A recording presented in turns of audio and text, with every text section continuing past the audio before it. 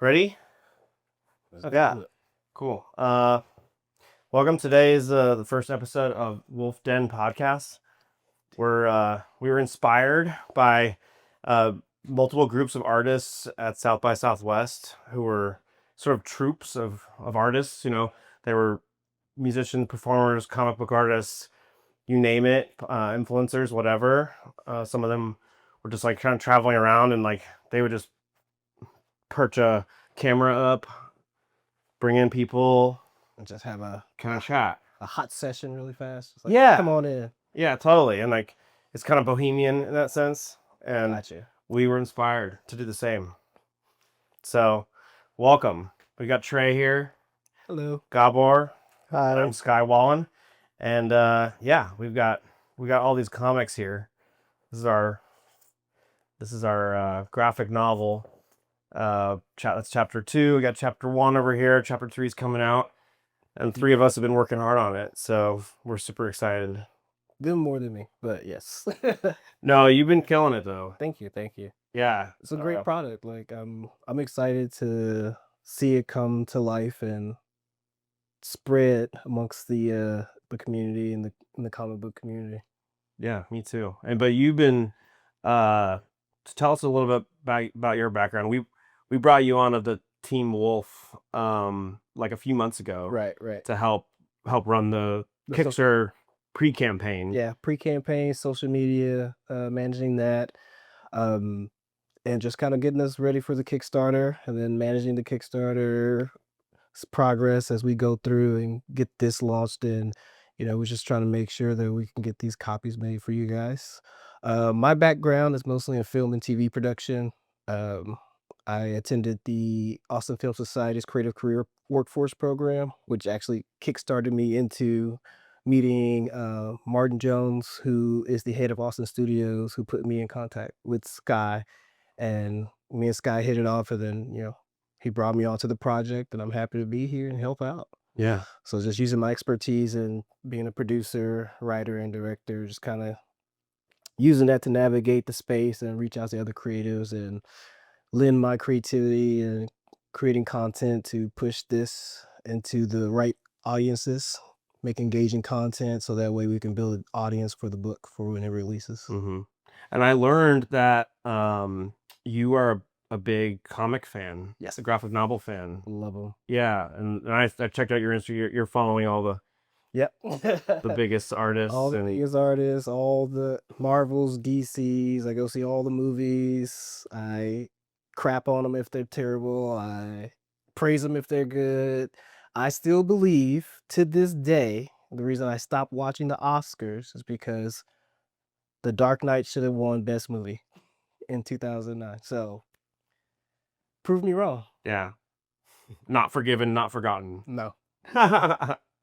No, yeah, and like we lucked out because, well, yeah, as you said, Martin Jones, director of Austin Studios, who's amazing. Very. We're gonna get him on this podcast. Yeah. But he made the connection, but we lucked out because you happen to know a lot about the space. Yes. Yeah. Which was like, we're kind of new to this space in some ways. Yeah, you were telling me. So like it's a good space to be in. I think to me, comics are just like mini movies. So you can do anything. There's no budget. There's no actor that won't come out of their trailer. There's no like it's just the writer, the artist, or either the writer is the artist, and then you just make your story, you put it out there, and it's still a dream of mine to just create my own comic and just go into a comic shop randomly and just see a kid pick up my book and read it, and I'm just like, good, I'm done. Kill me. Yeah. And what are some of your favorite like comics or graphic novels? Some of my favorite comics, of course, the OG classics from Marvel, Fantastic Four, X-Men, Spider-Man, Captain America.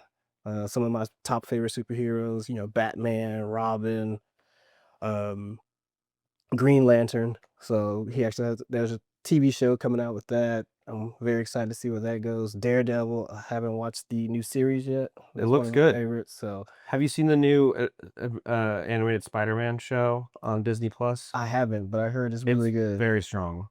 I need to check it The out. animation's really cool. The story's well done. That's what I like. Oh, Like, and the villains are real well developed. Because I feel like those animated shows, if the villain is stupid and like silly, the show is stupid and silly. yeah. If the animated show takes the time to like craft the villain properly, like Yep. the old Batman animated series. One of the best. I mean, they invented villains. They yeah. invented Harley Quinn, I Yep. believe. Harley Quinn was invented there. There might be some others. I'm not sure. Like Pretty sure there's another. maybe Killer Croc. I don't know about that. But well, the Mask of the Phantasm That was was from the movie. Yeah. the The film, film. which was amazing, and that was a totally original villain. Yeah. One of the greatest villains, probably one of the best Batman. I mean, I think there's a case to be made that it's the best Batman film, but that's a controversial statement just because of how original it is. Yeah, I think based off originality, it probably is one of the best Batman films ever made because, like you said, like the time they put the effort they put into the villain to make sure that it was something that would not only just be like a drop in the pan, but evolve the character of Batman. So, Oh, like, if your villain can evolve your character, they become they're quintessential, almost like a Joker, or like you can't have them without them. right. So Yeah. that was a good one. It's a heartbreaking film. It's like a romantic It was. Batman story. It was, and it played with all the things, his origin, and it ties with what his inspiration to become Batman was. So it was really ahead of its time and really good. Yeah. Another good one. I don't know if you saw the X-Men 97. Amazing. Yeah. X-Men 97 on Disney Plus was everything that it needed to be Yeah. and more. That's what I think all comic book based show cartoons should try to do. Yeah, absolutely. Like, just take what's there, adapt it into a visual medium, Mhm. for TV, and not like, oh, we're gonna rewrite this or we're gonna change it. No, Right. it's already there. Just put it together the way it could come together in that universe. Yeah, and there's so many brave choices in that series. Like really courageous choices, Oh yeah, which like seems rare. it is very rare because a lot of times, a lot of people, well, now I think a lot of people are more willing to take chances. Back then, it was a lot of kind of you could take chances, and then after a while, it was like we need formula. We want something that we just want to sell toys or Mhm. merchandise. We don't need any kind of grandiose stories. We want it to end by the 30 minutes. It's over. Right. We don't care if it goes on to the next one. But I think there's a thing with procedurals. I'm not big on procedurals. I kind of like things to carry over to the next episode, give me something to come back for. Mhm. But I think X-Men did it very well. Oh yeah, where 10 out of 10 You got your one thing for the episode, but then it led into for for sure. the whole season. You're gonna For get an sure. arc. And every episode feels consequential. So I love that one.